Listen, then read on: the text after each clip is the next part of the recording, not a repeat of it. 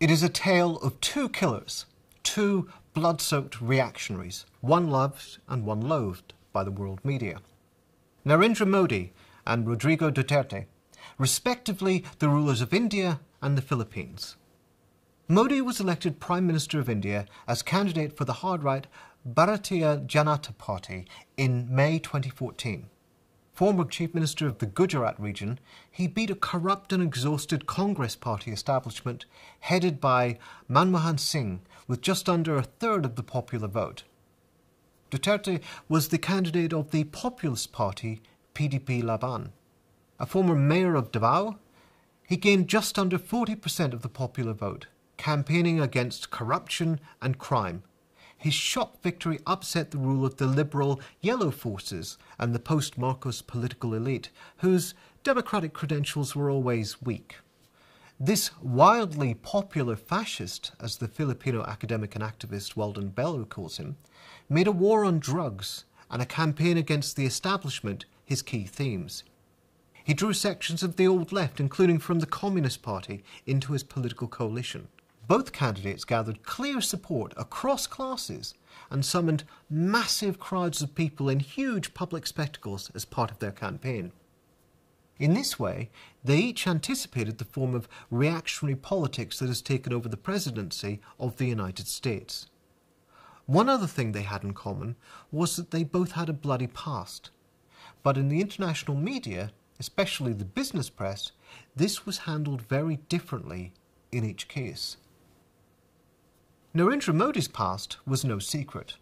A long-standing member of the quasi-fascist Rashtriya Swayamsevak Sangh, he was implicated in a notorious episode of mass murder in Gujarat when he was governor.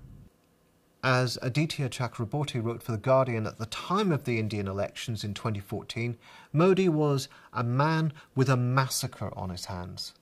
In 2002, a train coach carrying Hindu pilgrims caught fire in Godhra station in Gujarat. 58 people died.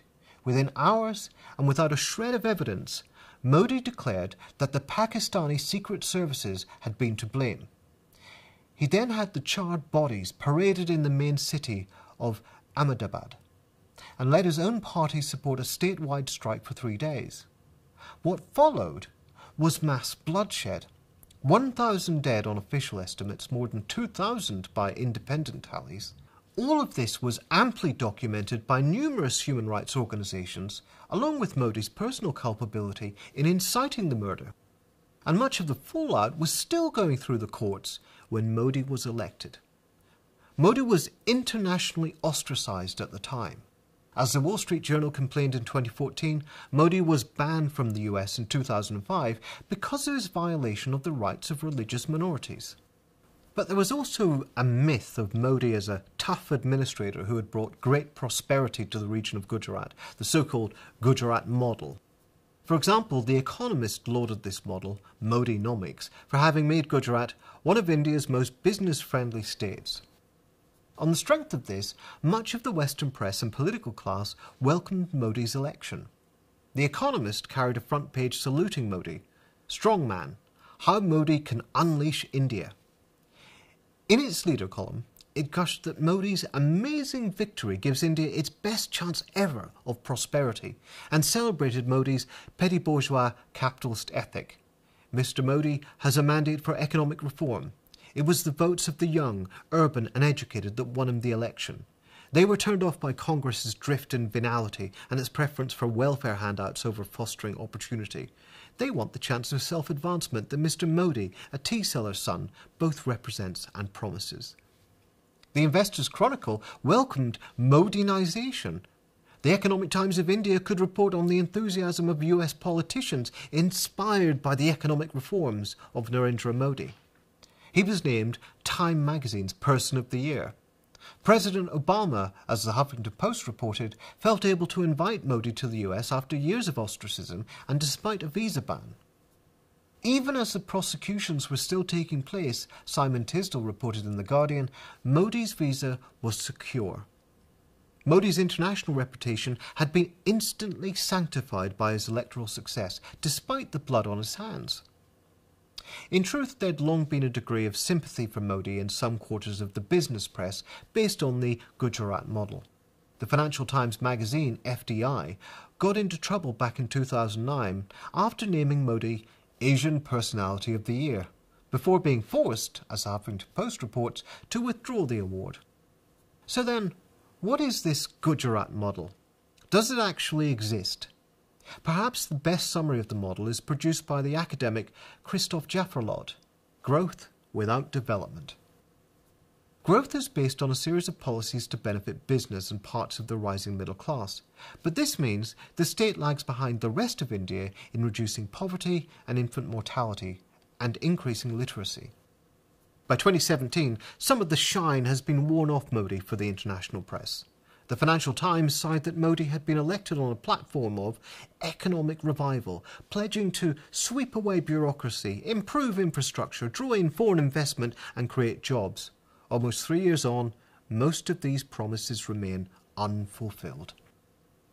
This economic disappointment coincided with a decline in the British press's relationship with Modi as, during a state visit, the Wall Street Journal reported, Modi was bombarded with hostile questions about his human rights record. Even the FT belatedly acknowledged his darker past and its enduring legacy. Nonetheless, there still seems to be hope in the Western business press that Modi will live up to his fame as a business-minded tough guy, purge the Indian state of its welfare handouts, and make life easier for investors. The contrast with Rodrigo Duterte is quite stark. Duterte carries himself with a gangster swagger. As Adrian Chen writes in The New Yorker, he defends his propensity to use vulgar language, insults and threats, and make jokes about rape, by saying that he is testing the elite in this country, which is fundamentally a feudal country.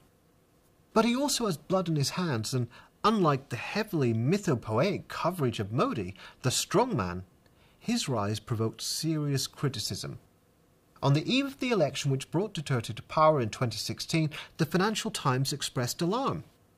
As campaign pitches go, Rodrigo Duterte's was chilling. The maverick, long-time mayor of the southern city of Davao vowed he was prepared to kill a criminal in front of human rights campaigners or other critics. Even in an age of populism, this is extreme stuff, and there is little reason to doubt Mr. Duterte's word. When human rights group claimed death squads supported by Mr. Duterte had killed more than 700 people, he estimated the true figure was closer to 1,700.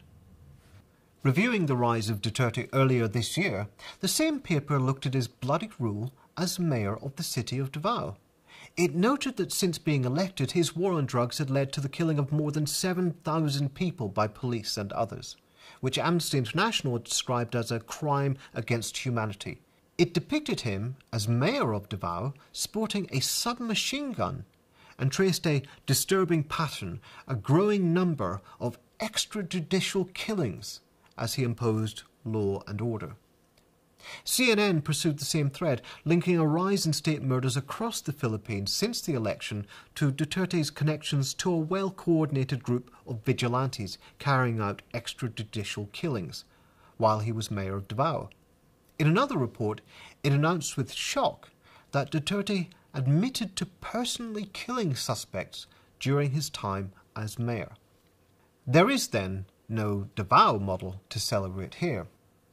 That indeed is the first major difference with Modi. Duterte doesn't present himself as an economic liberal and governs not so much with elite consent, but with elite disintegration. Another major difference is geopolitical orientation. Modi aligns to the US. Duterte has undertaken a pivot to China, declaring only China can help us, which the Wall Street Journal attributed to a lifetime of resentment over America's colonial history in the country and perceived slights. He secured a raft of lucrative trade deals from the country worth $13.5 billion, according to the Business Inquirer.